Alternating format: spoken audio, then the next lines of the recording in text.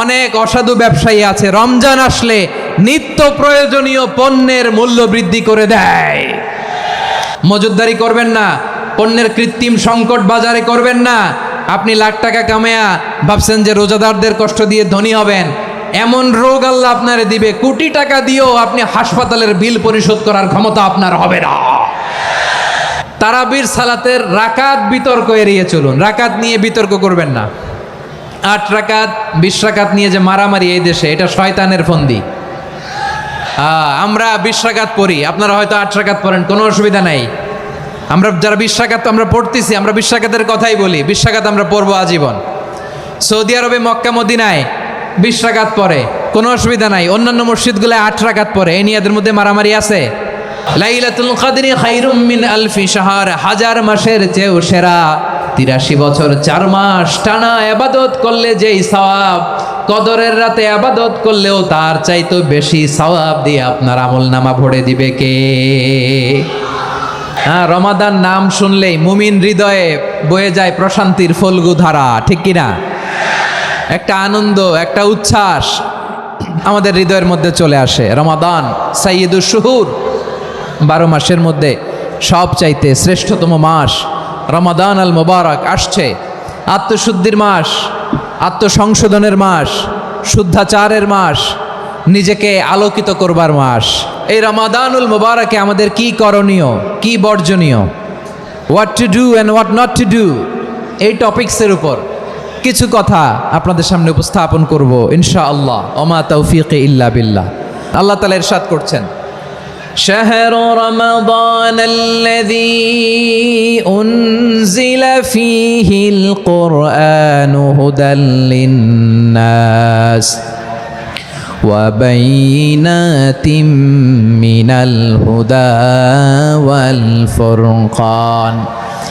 আল্লাহ বলেন রমাদান এমন একটা মাস যে মাসে কোরআন নাজিল করা হয়েছে, আর এই কোরআন হচ্ছে বিশ্ব মানবের জন্য পথ নির্দেশিকা, হেদায়েতের সুস্পষ্ট বর্ণনা এবং সত্য মিথ্যা পৃথক করার আসমানি মানদণ্ড রূপে জামিনে আমাদের জন্য কোরআন নাজিল করেছে কে? আওয়াজ করে বলেন তো, আল্লাহর নাজিল করা এই কোরআনে কোনো ভুল আছে? সন্দেহ আছে? সংশয় আছে? বিয়ন্ডলেস, বাউন্ডলেস, বটমলেস, এমন কিতাব যেটা পড়ে গবেষণা করে এর তথ্য উপাত্ত ইনফরমেশন লেসন নিয়ে শেষ করা যায় না। সুবহানাল্লাহ। আল্লাহ বলেন এই কোরআনকে আমি রমাদানে নাজিল করেছি, যেটা বিশ্ব মানবের জন্য পথ নির্দেশিকা। এতে আছে হেদায়েতের সুস্পষ্ট বর্ণনা আর সত্য মিথ্যা পার্থক্য করার মানদণ্ড, কোনটা সত্য কোনটা মিথ্যা এটা কোরআন দিয়ে ডিফারেন্সিয়েট করা যায়। কোরআন হচ্ছে Furqan, two differentiate between right and রং। কোনটা সত্য কোনটা মিথ্যা, কোনটা ভুল কোনটা নির্ভুল, এটা কোরআন দিয়ে যাচাই করা যায়। চিল্লায় বলেন ঠিক কিনা? এজন্য এই কোরআন দিয়ে আমাদের জীবন সাজাতে হবে। কোরআন দিয়ে জীবন না সাজালে জীবন আলোকিত হয় না। কোরআন দিয়ে পরিবার না সাজালে পরিবার আলোকিত হয় না। কোরআন দিয়ে সমাজ না সাজালে সমাজটা শান্তিময় হয় না। শুধু দুর্নীতি দমন কমিশন দিয়ে দুর্নীতি বন্ধ করা যায় না। কোরআনের আইন বাস্তবায়ন করা ছাড়া এই সমাজ থেকে দুর্নীতি বন্ধ করা যাবে না। চিল্লায় বলো ঠিক কিনা? আমার প্রিয় ভাইরা, এই কোরআন নাজিল হয়েছে রমাদান আল মুবারক, এই বরকতময় মাসে। তাই আমাদের উচিত আসন্ন যে রমাদান আল মুবারক, এই রমাদানে কোরআনের সাথে নিজেদের সম্পর্ককে বাড়ানো। আপনি কি জানেন কোরআন নিয়ে কোন ফেরেশতা পৃথিবীতে এসেছিল? জানেন ফেরেশতার নাম কি বলেন তো? জিবরিল আলাইহিস সালাম। সাইয়েদনা জিবরিল কোরআন নিয়ে এসেছেন, ফলে উনি হয়েছেন শ্রেষ্ঠ ফেরেশতা। বিশ্ব নবীর উপর কোরআন নাজিল হয়েছে, তাই তিনি হয়েছেন শ্রেষ্ঠ নবী। রমাদানে কোরআন নাজিল হয়েছে, তাই রমাদান হয়েছে শ্রেষ্ঠ মাস। কদরের রাতে কোরআন নাজিল হয়েছে, তাই কদর হয়েছে শ্রেষ্ঠ রাত। আমরাও যদি কোরআনের সাথে সম্পর্ক বাড়াই, আমাদের মর্যাদাও এরকম, আমাদেরকেও শ্রেষ্ঠ মানুষ বানায় দিবে কে? এজন্য কোরআনের সাথে সম্পর্ক বাড়াইতে রাজি আছেন তো? যারাই কোরআনের সাথে সম্পর্ক বাড়ায় এদের মর্যাদা বাড়ায় দেয় কে? শাবান মাস আসলে, রজব মাস আসলে সাহাবারা কি করতেন? আসুন আমরা দেখি কিভাবে তারা রমাদানকে ওয়েলকাম জানাতেন। রজব শাবান আসলেই ওনারা রমাদান পর্যন্ত পৌঁছার আকুতি আগ্রহ আর ফরিয়াদ আল্লাহর কাছে জানাতেন আর বলতেন, ইয়া আল্লাহ, রমজান পর্যন্ত আমাদের হায়াত বাড়িয়ে দাও। আল্লাহুম্মা বাল্লিগনা রমাদান, আল্লাহ তুমি রমজান পর্যন্ত আমাদের পৌঁছে দাও। আল্লাহুম্মা বারিক লানা ফি রজব ওয়া শাবান ওয়া বাল্লিগনা রমাদান, আল্লাহ রজব শাবানে বরকত দাও, আল্লাহ রমজান পর্যন্ত তুমি আমাদেরকে পৌঁছে দাও। আওয়াজ করে পড়েন আমিন। আমার প্রিয় চাঁপাইনবাবগঞ্জের ভাইরা, গত বছর অনেকের সাথে আমরা একসাথে রমাদান কাটিয়েছি, তাদের অনেকে দুনিয়াতে এখন বেঁচে নাই, এরকম আছে না নাই? আচ্ছা, এই বছর যদি খুশনসিব হয় আমাদের, আমরা যদি পাই, আগামী বছরও যে রমাদান আমরা পাবো কোনো গ্যারান্টি আছে?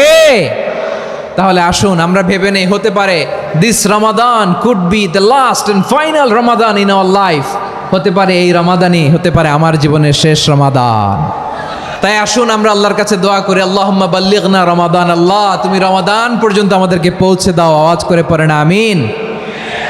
ইবনু রাজব আল হাম্বালি লাতাইফুল মাআরিফের মধ্যে লিখেছেন, সাহাবারা ওনারা রমাদান কেন্দ্রিক, আমাদের সালাফ সালফে সালেহিনরা রমাদান কেন্দ্রিক জীবন কাটাতেন। ওনারা রমজান আসার 6 মাস আগে আল্লাহর কাছে দোয়া করতেন, আল্লাহ রমজান পর্যন্ত পৌঁছে দাও। রমজান চলে যাওয়ার পরে বাকি 6 মাস আল্লাহর কাছে দোয়া করতেন, আল্লাহ এই রমাদানে যে আবাদত করেছি এই আবাদতগুলো তুমি কবুল করে নাও। সুবহানাল্লাহ। তাহলে পুরো বছর রমাদান কেন্দ্রিক জীবন। রমজান আসার আগে 6 মাস দোয়া করতো, আল্লাহ আমরা যেন রমজান পাই। রমজান চলে যাওয়ার পরে বাকি 6 মাস বলতো, আল্লাহ রমজানে যে আবাদত করেছি এগুলো তুমি কবুল করে নাও। সুবহানাল্লাহ। আবার এই শাবান মাসে আল্লাহর হাবিব সাল্লাল্লাহু আলাইহি ওয়াসাল্লাম সবচেয়ে বেশি রোজা রাখতেন। এই শাবান শেষে আমাদের মধ্যে আগমন করবে রমাদান, এবং এই রমাদানুল মুবারক আল্লাহ তাআলা আমাদের জন্য সিয়াম ফরজ করেছেন। কি ফরজ করেছেন? তিনি সূরাতুল বাকারার 183 নম্বর আয়াতে ইরশাদ করছেন, রাব্বুল আলামিন বলেন, ইয়া আইয়ুহাল্লাযীনা আমানু কুতিবা আলাইকুমুস সিয়ামু কামা কুতিবা আলাল্লাযীনা মিন ক্বাবলিকুম লাআল্লাকুম তাত্তাকুন। আল্লাহ বলেন, ও বিশ্বাসীরা শোনো শোনো, তোমাদের জন্য সিয়ামকে ফরজ করা হয়েছে, ঠিক যেমনভাবে তোমাদের পূর্ববর্তী উম্মতদের উপরও সিয়ামকে ফরজ করা হয়েছিল, লাআল্লাকুম তাত্তাকুন, যাতে করে তোমরা সবাই মুত্তাকি হতে পারো। সুবহানাল্লাহ বলেন, যাতে করে তোমরা আল্লাহ সচেতন হতে পারো। তাহলে সিয়ামকে, এই সামনে যে রমাদান আসতেছে আমার প্রিয় ভাইয়েরা, এই পুরো রমাদান ব্যাপী সিয়াম সাধন করা, সিয়াম পালন করাকে আমাদের জন্য ফরজ করে দিয়েছে কে? এটা শুধু আমাদের উপরই ফরজ না, আমাদের আগে যত জাতিগোষ্ঠী এই পৃথিবীতে এসছে সবার উপরে সিয়াম পালনকে ফরজ করেছে কে? তবে ধরনটা ভিন্ন ছিল, এক এক জাতিগোষ্ঠীর জন্য এক এক ধরনের ছিল। আমাদের জন্য সিয়াম ফরজ টানা 1 মাস 30 দিন বা 29 দিন। পূর্ববর্তী অনেক উম্মতের উপর 1 মাস ছিল না, 3টা ফরজ ছিল। কয়টা? প্রতি মাসের 13, 14, 15 ফরজ ছিল তাদের জন্য। কারো জন্য শুধু একটা, আশুরার রোজা। কোন কোন উম্মতের জন্য 10টা। কোন কোন উম্মতের জন্য রোজা ফরজ ছিল মৌনতার রোজা, আরবিতে বলে সৌমুল ইনসাত, মানে সারাদিন খেতে পারবে, পান করতে পারবে, স্ত্রীর সাথে মেলামেশা করতে পারবে, কিন্তু কথা বলতে পারবে না। কথা বললেই তাদের রোজা ভেঙে যেতে। পড়েন সুবহানাল্লাহ। কি অদ্ভুত ব্যাপার, মৌন সম্মতির রোজা। যেমনটি সাইয়্যিদাতুনা মারিয়াম আলাইহিস সালাম বলেছেন, ইন্নী নাযারতু লির-রাহমানি সাওমা ফালান উকাল্লিমাল ইয়াওমা ইনসিয়া। তিনি বলেছেন, আজকে আমি রহমানের জন্য, মানে আল্লাহর জন্য রোজা মানত করেছি, আজকে আমি কারোর সাথে কথা বলতে পারবো না।